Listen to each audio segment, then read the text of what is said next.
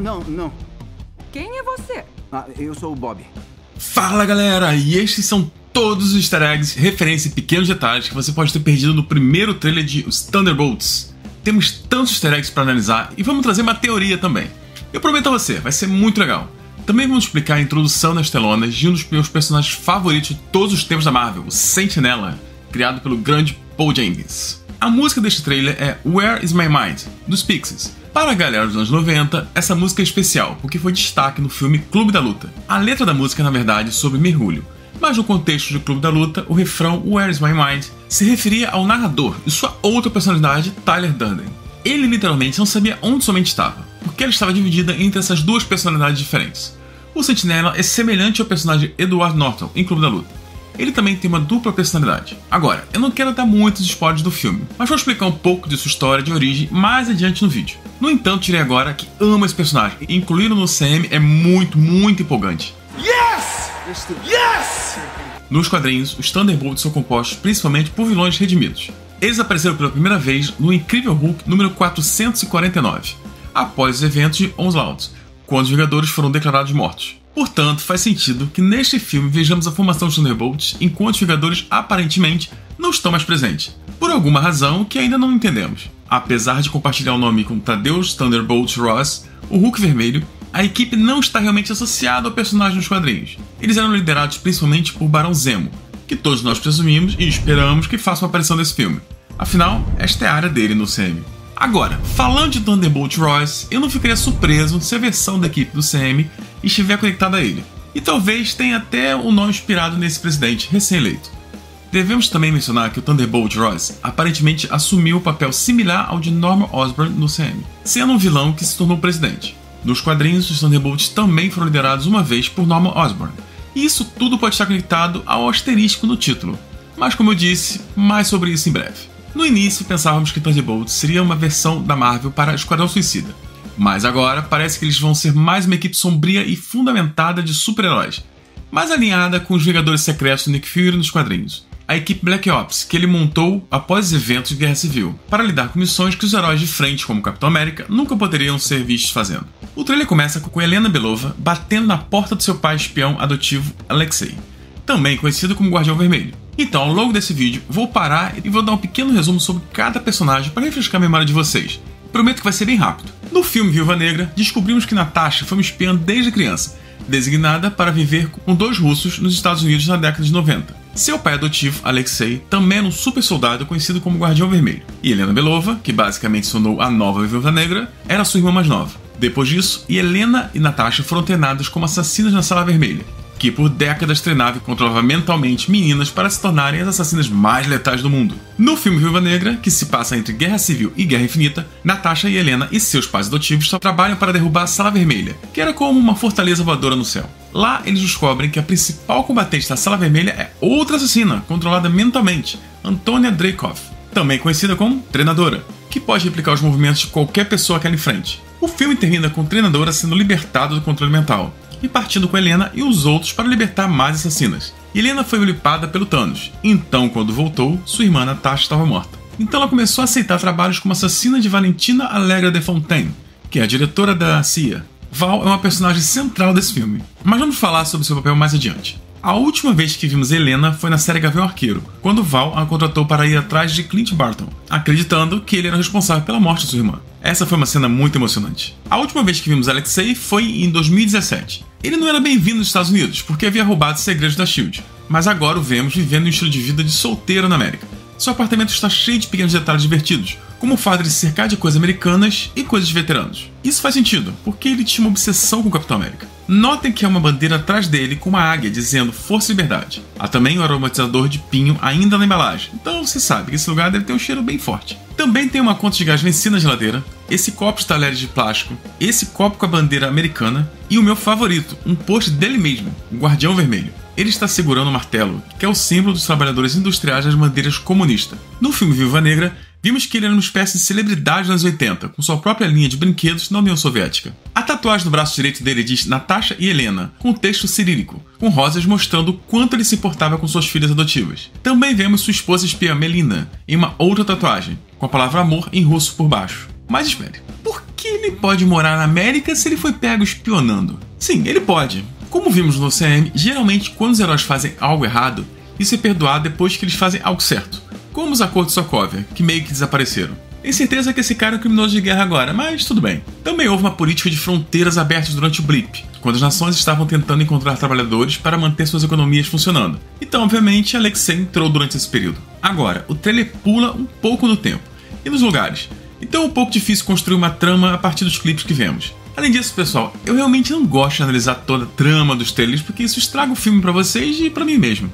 Mas acho que a luta em que Helena está no corredor é a luta de abertura do filme, onde ela invade um laboratório médico e depois recruta seu pai para ajudar. O logo da Marvel é amarelo, combinando com a cor do uniforme do Sentinela.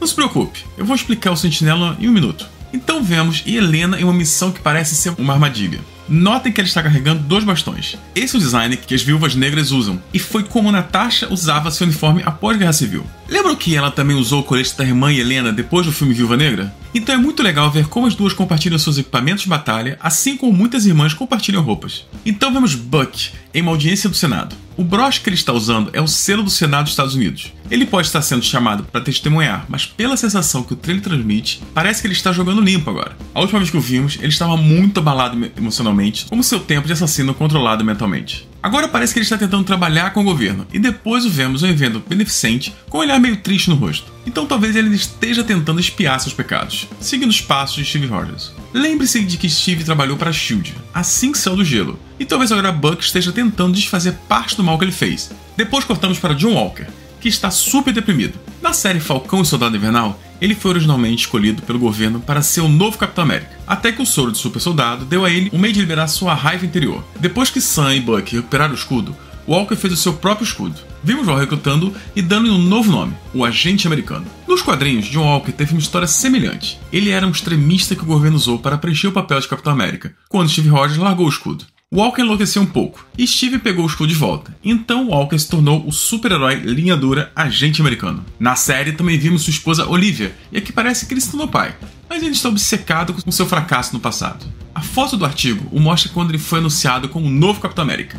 Notem, no entanto, que o artigo está escrito com a fonte do New York Times e fala sobre sua queda como herói. E também observem que foi escrito por Rory Brower, que é diretor de arte de cinema Thunderbolts, e vários outros filmes que inspiraram Thunderbolts, como Tenet, Alerta Vermelho e O Primeiro Homem. Falando de direção de arte, gosto dessas 2 estrelas penduradas nesse mobile.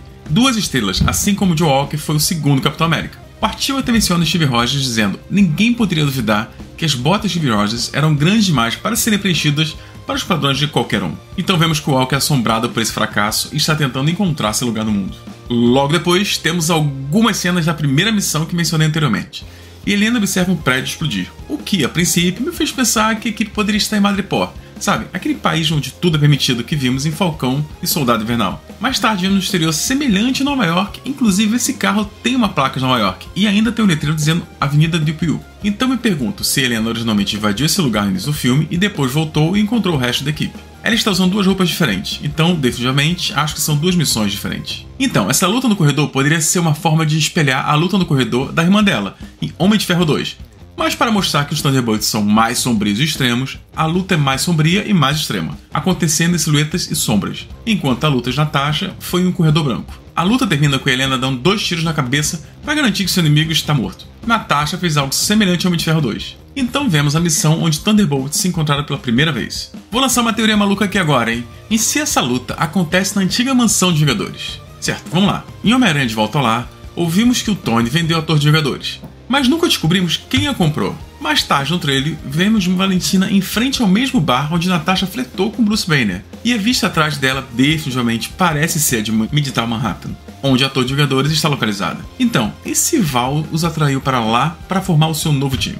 Vou explorar mais essa teoria em breve. Mas isso estabelece algo muito legal. Perceba que Helena passa por sacos de soro e todo esse equipamento parece ter sido jogado na sala, o que me faz pensar que esta é a Torre dos Vingadores, e as pessoas estão apenas se mudando. E esses sacos de soro podem estar lá para Bob Reynolds, que vemos vestindo uma roupa de hospital. E o que está acontecendo com esse cara? Certo, então eu vou explicar o Sentinela, porque acho que isso nos ajudará a entender a cena e por que eles estão na Torre dos Vingadores. Nos quadrinhos, o Sentinela é um dos heróis mais poderosos da Marvel de todos os tempos. Ele foi basicamente o Superman da Marvel, e estava lá nos primeiros dias de Homem-Aranha, do Quarteto Fantástico, do Hulk e de todos os outros. Mas, por algum motivo, todo mundo se esqueceu de quem ele era durante décadas. Até mesmo o próprio Sentinela esqueceu. A história em quadrinhos começa com ele como um alcoólatra, chamado Reynolds, que aos poucos começa a se lembrar de sua vida como super-herói. Mais tarde ele descobre que o Doutor Estranho e Reed Richards trabalharam juntos para apagar o Sentinela da existência, mas fizeram isso a pedido de Bob. O Sentinela também obtém seu poder ao beber um super soro, e é por isso que ele se torna alcoólatra em sua forma humana normal.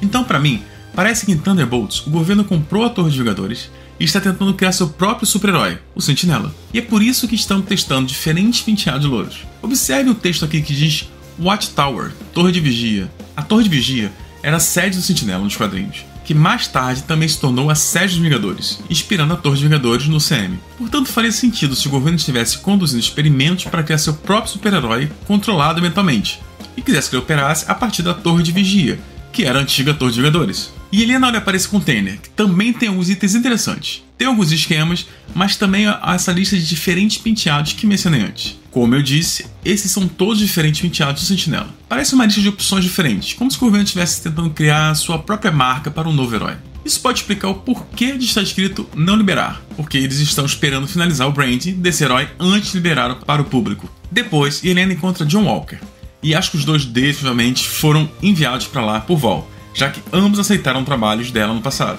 Também quero destacar que o corte de cabelo de Helena imita o cabelo de Natasha em Guerra Infinita, e é o mesmo cabelo que ela usa no final de Viúva Negra. Esse pode ter sido o último corte de cabelo que Helena viu sua irmã usando, o que explicaria por que ela o está evitando aqui. Agora, observe como John Walker imediatamente tenta dar um tiro na cabeça de Helena, ao contrário de Thor, e ela usa essa maleta à prova de balas como escudo. Acho que pode ser uma maleta que ela foi enviada para recuperar, e é por isso que ela sabia que seria prova de balas. Então ela é resgatada pela treinadora. A versão do CM desse personagem foi introduzida no filme Viúva Negra, como mencionei antes. A treinadora deve sua vida a Helena e Natasha, e é por isso que está ajudando aqui.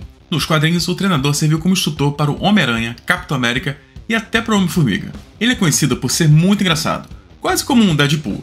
Espero que Antônia continue com essa tradição. Então vemos o Fantasma, ou Avstar, que foi introduzida em Homem-Formiga e a Vespa. Quando criança, ela foi exposta à energia quântica, o que deu a ela a habilidade de atravessar as coisas, embora de forma descontrolada. Quando Janet voltou do reino quântico, conseguiu ajudar a Eva a controlar sua intangibilidade, e no final de Homem-Formiga e a Vespa. Scott Lang estava no reino quântico para coletar partículas quânticas para Fantasma, que ajudariam a manter sua intangibilidade sob controle. Mas então aconteceu o estralo de Thanos e Scott ficou preso no reino quântico por 5 anos. Isso me faz pensar que Eva nunca foi realmente curada, porque Scott ficou preso no reino quântico, mas agora, pelo menos, sua condição se estabilizou. Agora há muitos detalhes legais nessa luta. E Helena saca uma faca para o John Walker, e depois ela joga em Eva, que se torna intangível e a faca atravessa sua cabeça. Que arremesso impressionante! Então ela volta ao normal e pega a faca. Aqui vemos que ela realmente tem mais controle sobre suas habilidades. Em seguida, ela joga a faca na treinadora, que ricocheteia em seu escudo, e o Walker a agarra e tenta cravá-la no rosto de Helena. Assim essa faca passa entre todos eles, dando a cada um a oportunidade de mostrar seus poderes. Mas o significado da faca é que ela é tradicionalmente a ferramenta de um assassino, o que todos eles são. Observe que Helena está com suas manoplas, que ela não usou no filme Viúva Negra. Este é outro tributo à sua irmã. Então Bobby Reynolds sai de uma caixa. Ele é interpretado por Louis Pullman, filho desse cara. Originalmente, ele seria interpretado por Steven Yeun, de The Walking Dead, mas a greve do ano passado causou muita reestruturação do elenco. Então vemos que todos eles foram armados, mas não acho que isso seja uma armadilha para matá-los. Acredito que seja uma armadilha para recrutá-los. Vol queria ver se eles conseguiam trabalhar juntos como uma equipe. Depois ele sobe até a suíte dela, onde ela oferece a eles a oportunidade de se reunirem com uma nova equipe. Mas sobre isso em breve. Depois vemos cenas de Helena na primeira missão, segurando frascos. Estou 100% certo de que esses frascos estão ligados ao Sentinela. Esse pode ser o soro que usaram para dar poderes ao Bob, e é por isso que todos os super soldados têm interesse no que acontece com ele. Ele é outro herói controlado mentalmente, que está sendo usado pelo governo.